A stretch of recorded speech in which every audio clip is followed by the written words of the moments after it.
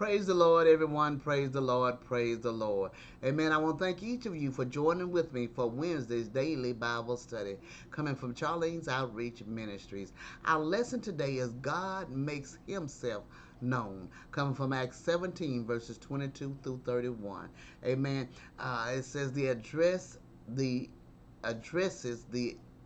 Areopagus. Amen. God makes himself known. Amen. We have a wonderful and powerful lesson, but before we get started, I would like to ask if anything is said touches your heart, soul, or spirit. You have any questions or comments, please feel free to jot them at the bottom of the screen below, and I will get to them as soon as possible.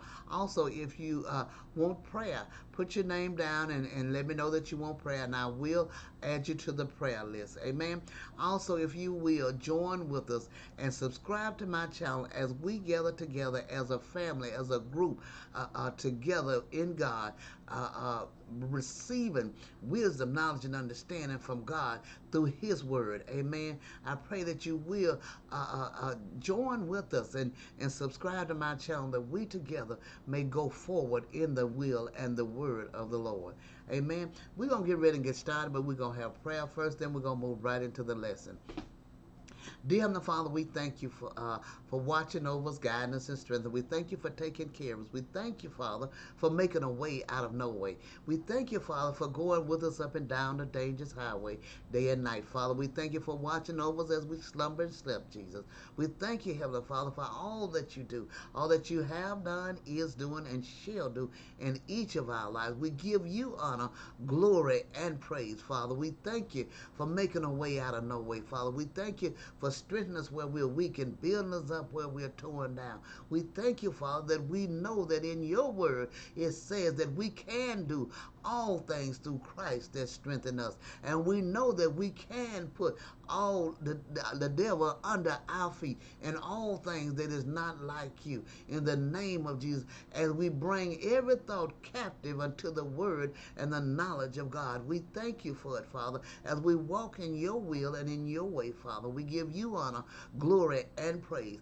Father, we thank you as we come to you today, thanking you for opening our eyes that we see and our ears that we hear, and giving us wisdom, knowledge, and understanding as we study and meditate on your word, Father, that you touch us with only the way that you can, Father, that we receive what you have for us, knowing that through your Holy Spirit that resides in us, Father, that we will receive something personal, each one of us, one by one and name by name, knowing that you are all powerful and you are almighty. In the name of Jesus, we give you honor, glory, and praise, Father, and we thank you for it. In the name of Jesus Christ, we do pray. Amen. All right, we're going to get ready and get started with our wonderful lesson. God makes himself known, coming from Acts 17, verses 22 through 31. And the scripture lesson text read, Then Paul stood in the midst of Mars Hill and said, Ye men of Athens, I perceive that in all things you are too superstitious. For as I passed by and beheld your devotions, I found an altar with this inscription, To the unknown God, whom therefore ye ignorantly worship, him declare I unto you. God that made the world and all things therein, seeing that he is Lord of heaven and earth, dwelleth not in temples made with hands, neither is worship with men's hands, as though he needed anything, seeing he giveth to all life and breath and all things. He hath made of one blood all nations of men for to dwell on all the face of the earth, and had determined the times before appointed and the bounds of their habitation, that they should seek the Lord, if haply they might feel after him and find him, though he be not far from every one of us. For in him we live and move and have our being, as certain also of your own poets have said, for we are also his offsprings. For as much then as we are the offsprings of God, we ought not to think that the Godhead is lack unto gold or silver or stone, graven by art and man's device.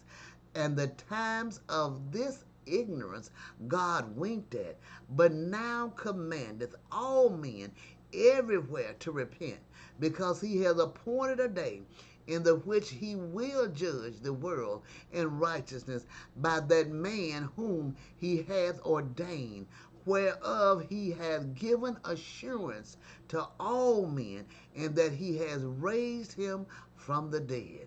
Amen, amen. We want to be ready when it's time, when the time comes for us to be brought up to the Lord. Amen. We want to be ready. We want to be able not to stand in the judgment, amen, but to stand in the righteous seat of the Lord. Amen. Commentary says, here we have a sermon to heathens who worship false gods and were without the true God in the world. And to them, the scope of the discourse was different from what the apostle preached to the Jews. In the latter case, his business was to lead his hearers by prophecies and miracles of the knowledge of the Redeemer and faith in him. In the former, it was to lead them by the common works of providence to know the Creator and worship him. The apostle spoke of an altar he had seen with the inscription to the unknown God. This fact is stated by many writers. After multiplying their idols in the utmost sum of Athens thought there was another God of whom they had no knowledge, and are there not many now called Christians who are zealous in their devotions, yet the great object of their worship is to them an unknown God. Observe what glorious thing Paul here says of that God whom he served and would have them to serve. The Lord had long borne with adultery, but the time of this ignorance were now ended, and by his servants we now command all men everywhere to repent of their adultery. Each sect of the learned men would feel themselves powerfully affected by the apostles' discourse, which tended to show the emptiness of falsality of their doctrines. That all that they had, all the many doctrines they had, that it was nothing that could fulfill them like the word of God. Amen, amen. As we put the word of God in us, it fills us. It builds us up, and it allows us to have the strength to go forward. Amen. This is a wonderful and powerful lesson. I pray you meditate on this lesson and have a blessed day. God bless you.